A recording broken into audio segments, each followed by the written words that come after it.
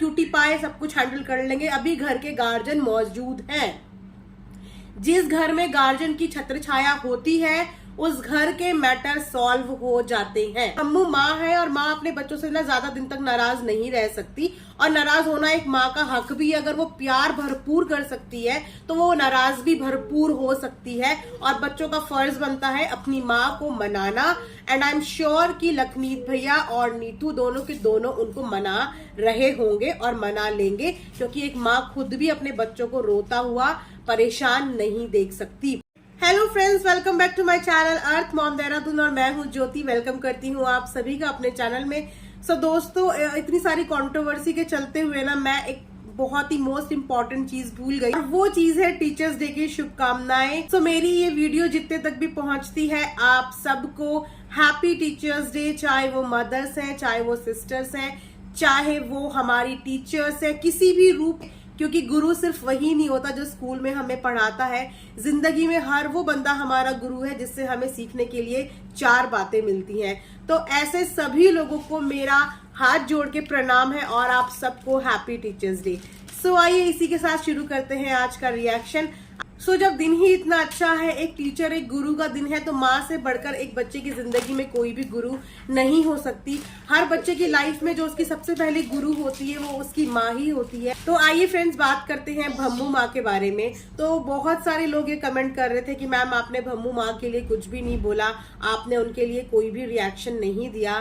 So guys, मुझे उनके लिए रिएक्शन देने की जरूरत है ही नहीं, क्योंकि वो बहुत ही रिस्पेक्टफुल लेडी हैं। किसी भी तरीके की चीजों की वजह से, किसी भी ग्रह कलेश की वजह से मेरे दिल में उनके लिए जो इज्जत है, जो रिस्पेक्ट है, वो कभी भी कम नहीं होगी।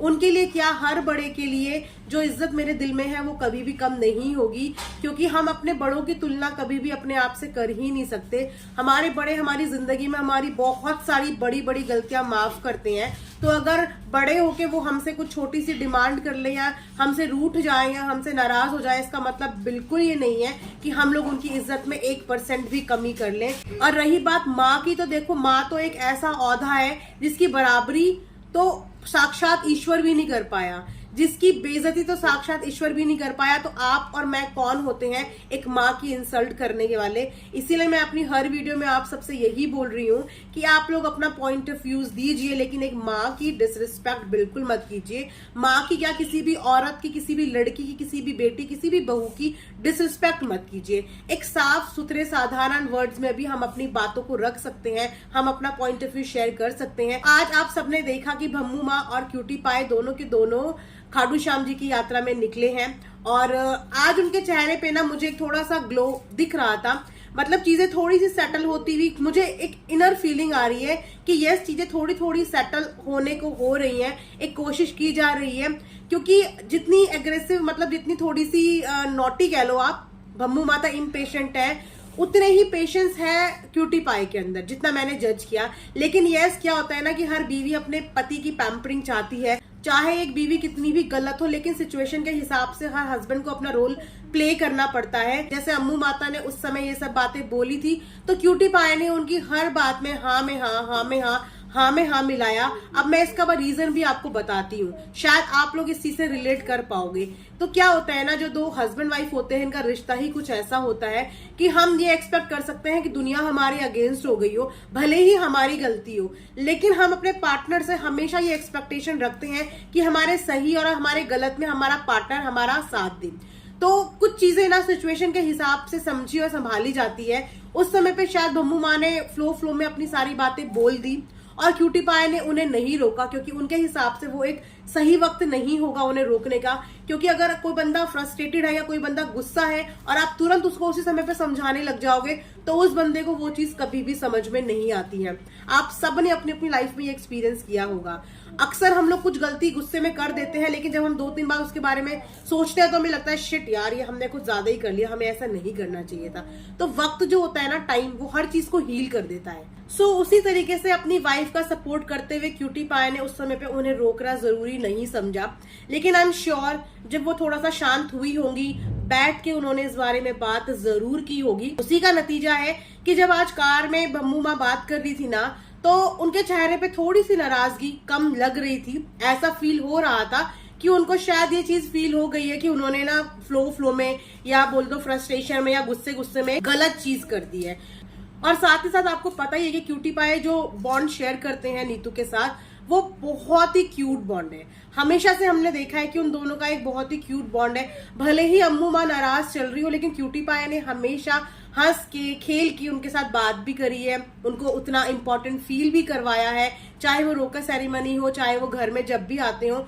लेकिन जो माँ होती है ना, वो जितना प्यार करती है ना बच्चे से, जितना ज्यादा अटैच होती है, वो उतना ही ज्यादा नाराज भी बच्चों से होती हैं। लेकिन अब थोड़ी सी पॉजिटिव वाइब्स फैमिली की तरफ से आ रही है और आने वाले दिनों में ये सब चीजें सेटल डाउन हो जाएंगी। बच्चे थोड़े से इमोशन होते हैं, जैसे कि मैंने बताया, थोड़ी उम्र भी उन लोगों की अभी कम है और फर्स्ट टाइम ऐसा उनकी लाइफ में शायद उन्होंने अनुभव किया है, फर्स्ट टाइम ऐसा एक्सपीरियंस किया है, तो दोनों को समझ ही नहीं आ रहा है कि अभी हम करें क्या। तो जब बच्चे के पास कुछ नहीं समझ में आता तो वो क्या करता है, वो सिर्फ रोता है।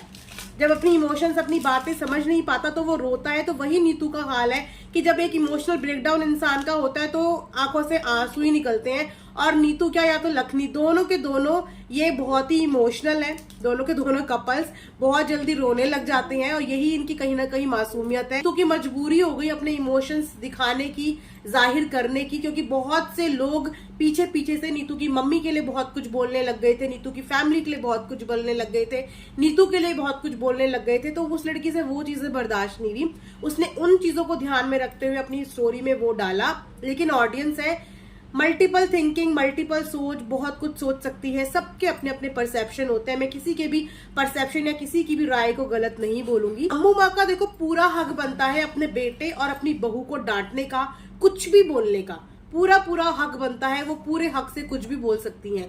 लेकिन जिन लोगों ने उनको गलत और नेगेटिव बातें बोली ना, उनको उन बातों का बुरा लगा और सिर्फ उस वजह से वो लड़की डिप्रेस हुई। क्योंकि अगर अम्मू माँ की बातों का उसको इतना ही बुरा लगता ना, तो वो बार बार अम्मू माँ को मनाने की कोशिश नहीं करते, बार बार उनके व्लॉग में लेने की कोशिश नहीं करते। उसके बाद बात करते हैं कि भम्मू माँ को अपना कमेंट सेक्शन ऑफ करना पड़ा। आप सबने देखा ही होगा।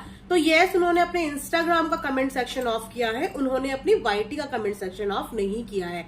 और जो बेसिकली ये मुद्दा है ना, ये वाईटी का है, क्योंकि वाईटी की वीडियो की वजह से ये सारा हंगामा वाईटी में गया है। लेकिन वाईटी की वीडियो से उन्होंने अपने कमेंट सेक्शन नहीं बंद करे हैं, कमेंट सेक्शन उनके इंस्टाग्राम से बंद हुए हैं। और कमेंट सेक्शन बंद होने के भी वही रीजन है, नेगेटिव कमेंट्स।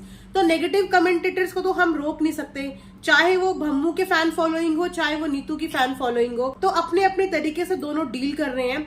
जब अम्मू माँ का स्टेटमेंट आया तो नीतू को बहुत सारी नेगेटिविटी हैंडल करनी पड़ी, और जब नीतू की कोई स्टोरी पोस्ट हुई तो अम्मू माँ को बहुत सारी नेगेटिविटी हैंडल करनी पड़ रही है। तो उसी के तहत उन्होंने ठीक है अपना कमेंट सेक्शन ऑफ कर दिया। तो that's okay, it's not a big deal. कभी कभी इंसान मेंटल पीस के लिए भी अपना कमेंट सेक्शन ऑफ कर देता है। कई बार नीतू ने भी कमेंट सेक्शन ऑफ किया है, अपना चैट सेक्शन भी वो ऑफ कर देती है।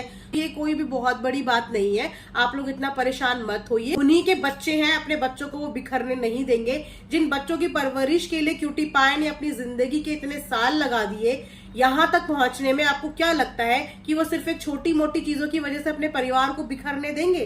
वो अपने परिवार को कभी भी बिखरने नहीं देंगे। अम्मू माँ आपको लगता है अपने बच्चों को अपने से दूर कर लेगी? वो इतना प्यार अपने बच्चों से करती है। जिस इंसान के दिल में डॉग्स के लिए इतना प्यार है, वो क्या अपने बच्चों को अपने से दूर होने देंगी? अम्मू माँ माँ है, माँ की बहुत सारी एक्सपेक्टेशंस बच्चों से होती हैं। जैसे कि मैंने बोला, ये सब कुछ एक्सपेक्टेशंस की वजह से हो रहा है। कुछ हाई एक्सपेक्टेशंस होती हैं हर माँ की, जो आजकल के बच्चे कहीं ना कहीं लैक कर जाते हैं, फुलफिल नहीं कर पाते हैं। हमसे भी शायद हमारे बड़ों की कुछ एक्सपेक्टेशंस होगी, हम हर एक्सपेक्टेशंस को फुलफिल नहीं कर पाते हैं, तो बड़े हमसे नाराज हो जाते हैं। लेकिन टाइम के साथ साथ वो समझ भी जाते हैं, क्योंकि भम्मू माँ ने ना अपने आप को वक्त के साथ साथ बहुत अपडेट किया है। एक छोटी सी जगह से आने वाली लेडी जिन्होंने जिंदगी के इतने उतार चढ़ाव देखे हैं, उसके बाद उन्होंने मॉडर्न बनी, अपने घर को अपने तरीके से बनाया, अपने तरीके से नहीं, अपने बच्चों के तरीके से, अपने बच्चों की खुशियों के अकॉर्डिंग उन्होंने अपने आप को अपडेट किया। एक बहू के लिए ससुराल का एक्सपीरियंस अलग होता है और एक सास के लिए बहू का ससुराल में आना एक्सपीरियंस अलग होता है, क्योंकि अभी तक अम्मू माँ ही इस घर की बहू थी, वही माँ थी।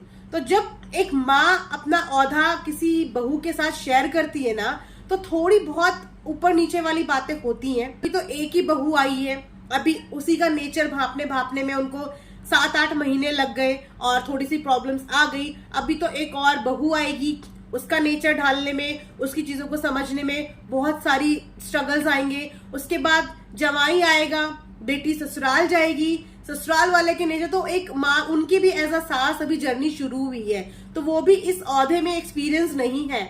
एक माँ के औहदे में अम्मू माँ परफेक्ट है, क्योंकि ये चीज वो सालों से करती आ रही हैं। लेकिन उनके लिए भी जो सास की जर्नी है ना, ये एक नई जर्नी है, तो थोड़ा सा सास को भी टाइम देते हैं और थोड़ा बहू को भी टाइम देते हैं। आप सबके पॉइंट ऑफ व्यूज पढ़ के ना मुझे इतना अच्छा लगता है, क्योंकि एक तो मुझे मल्टीपल थॉट्स पता चलते हैं।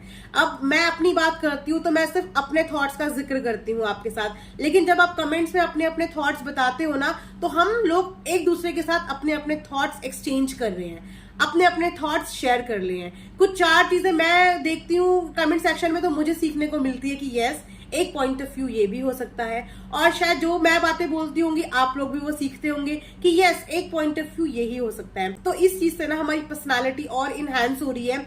हमें एक सिचुएशन मिली है और उस सिचुएशन में यकीन मानिए हमें इतने सारे पॉइंट ऑफ व्यूज मिले हैं, तो सोचो कि हम कितने अपडेट हो रहे हैं, हमें कितने सारे लोगों का पॉइंट ऑफ व्यू जानने का, समझने का मौका मिल रहा है। तो ये एक बहुत अच्छी बात है। And thank you so much आप सबके कमेंट्स के लिए।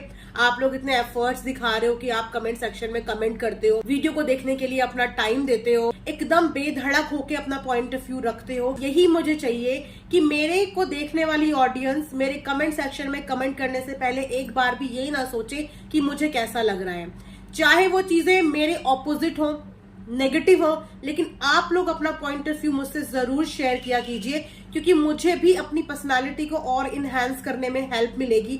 मुझे भी किसी सामने वाले का एक नया पॉइंट ऑफ व्यू देखने को मिलेगा। यहीं पे आज का वीडियो एंड करते हैं। आई होप कि आप लोगों को पसंद आया होगा। पसंद आएगा तो लाइक, शेयर एंड सब्सक्राइब।